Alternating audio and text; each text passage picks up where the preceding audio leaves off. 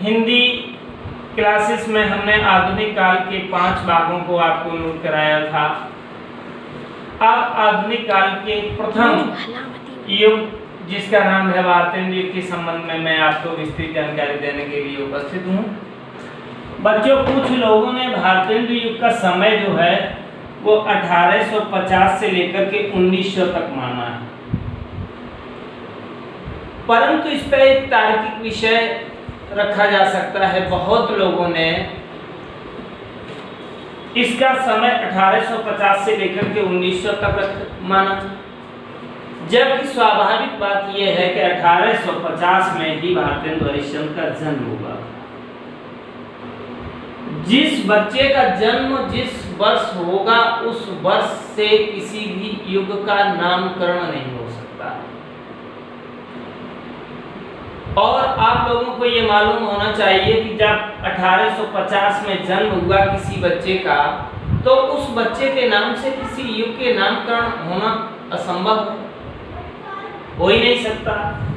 इसके बाद कुछ लोगों ने इसी काल का समय माना है 1857 से लेकर के 1900 तक।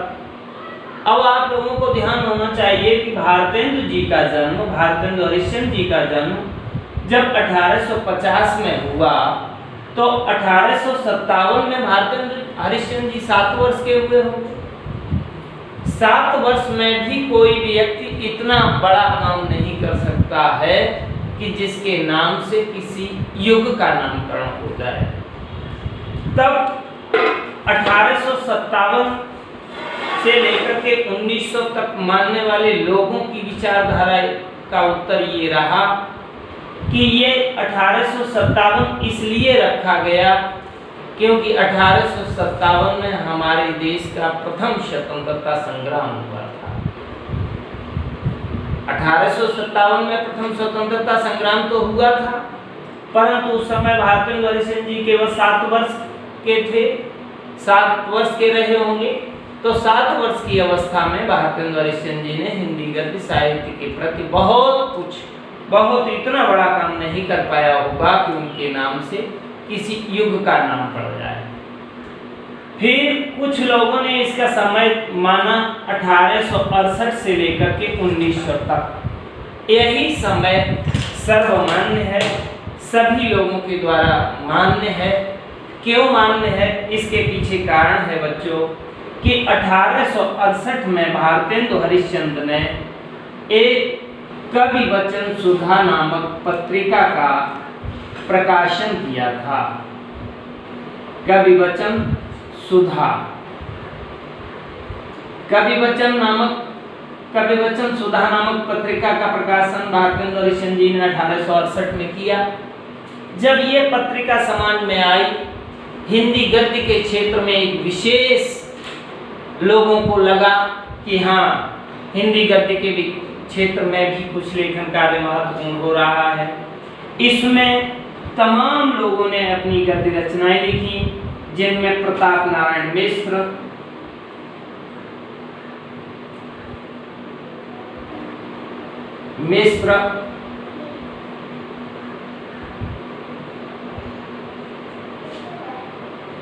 बालकृष्ण भट्ट,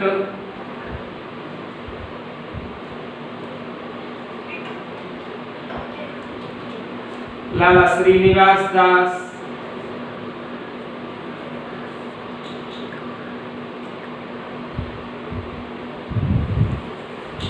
आदि लोग जुड़कर के इस पत्रिका में अपना लेखन कार्य इन लोगों ने प्रारंभ किया।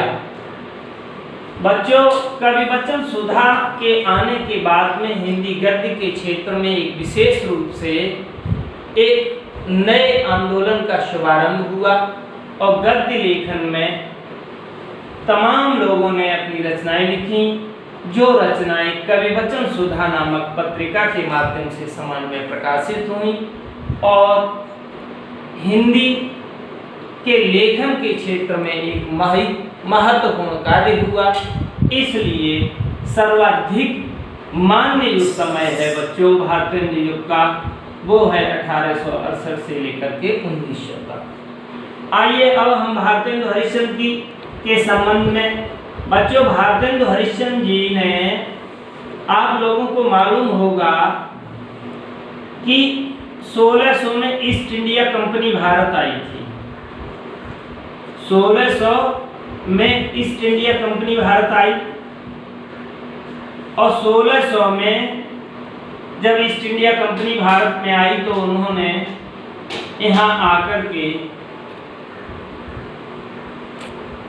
अपना धीरे धीरे व्यापार स्थापित किया। व्यापार के साथ साथ यहाँ के लोगों में भी उन्होंने अपना वर्चस्व छोड़ना चाहा। तो जब 1600 में आए थे तो निश्चय ही भारतेंदु हरिश्चंद्र जी का जन्म एक गुलामी हुआ था।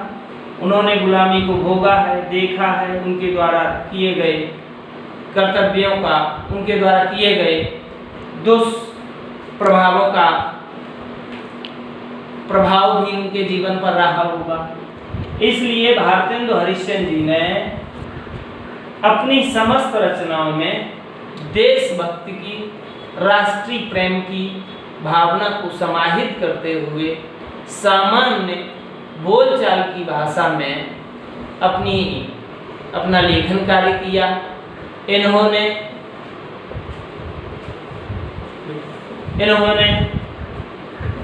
सामान्य बोलचाल की भाषा में गद्य लेखन किया, जिसमें नाटक आपने पढ़ा होगा इनका अंधेर नगरी,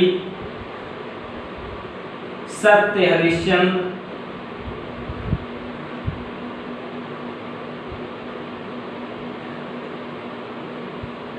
सती प्रताप,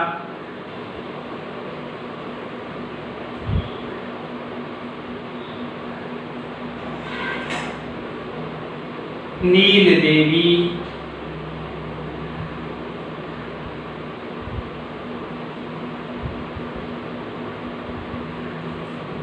वैदिकी हिंसा हिंसा न भवति, वैदिकी हिंसा हिंसा न भवति।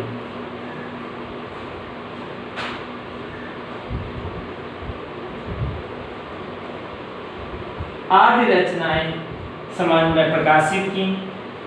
इन्होंने उस समय अंग्रेजों के विरोध में सामान्य बोलचाल, सामान्य जनमानस के द्वारा बोली जाने वाली भाषा में ऐसी रचनाएं लिखी जिसमें जो माता चाटी चलाती थी वो गीत, लड़कियां झूला झूलती थी वो गीत, हल चलाता हुआ किसान जो गीत गाता था वो गीत लिखे।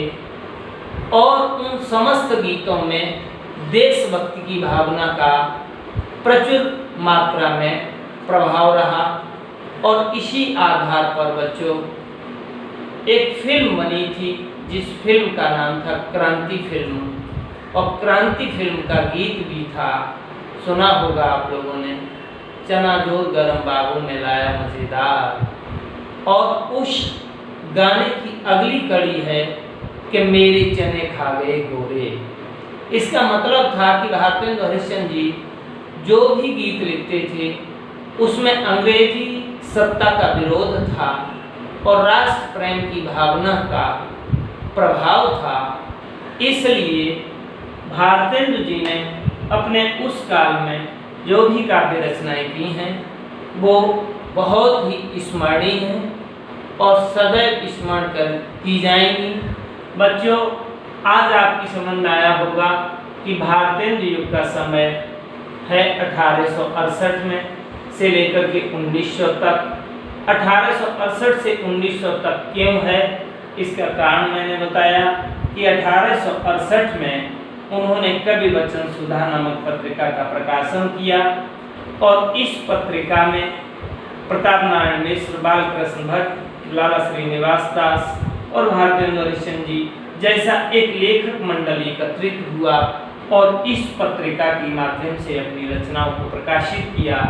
जब ये रचनाएं प्रकाशित हुई तो समाज में हिंदी गद्य के विकास में एक महत्वपूर्ण योगदान, एक भूमिका निभाई भारतेंदु जी ने। इसलिए इस काल को भारतेंद्र युग कहा जाता है।